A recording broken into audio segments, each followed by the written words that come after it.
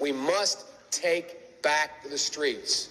It doesn't matter whether or not the person that is accosting your son or daughter or my son or daughter, my wife, your husband, my mother, your parents.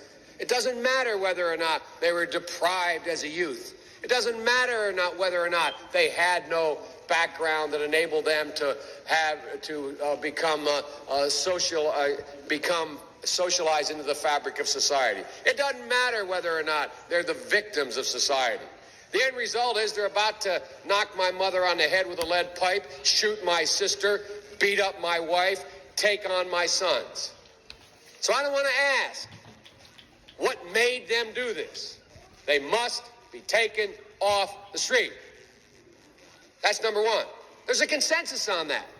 Unless we do something about that cadre of young people, tens of thousands of them, born out of wedlock, without parents, without supervision, without any structure, without any conscience developing, because they literally, I yield myself 3 more minutes, because they literally have not been socialized. They literally have not had an opportunity. We should focus on them now. If we don't, they will, or a portion of them will, become the predators 15 years from now.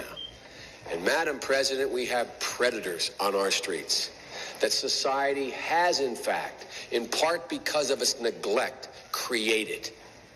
Again, it does not mean because we created them that we somehow forgive them or do not take them out of society to protect my family and yours from them.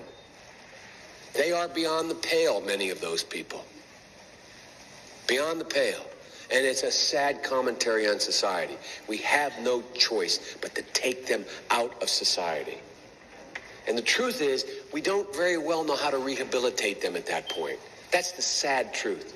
I'm the guy that said, rehabilitation, when it occurs, we don't understand it and notice it. And even when we notice it and we know it occurs, we don't know why. So you cannot make rehabilitation a condition for release. That's why in our system, there's the federal system, you serve 85% of your time. It's a shame, but we don't know how to rehabilitate. But there is a consensus, and I will cease. A, we must make the streets safer. I don't care why someone is a malfactor in society. I don't care why someone is antisocial. I don't care why they become a sociopath. We have an obligation to cordon them off from the rest of society, try to help them, try to change their behavior. That's what we do in this bill. We have drug treatment and we have other treatments to try to deal with it. But they are in jail, away from my mother, your husband, our families.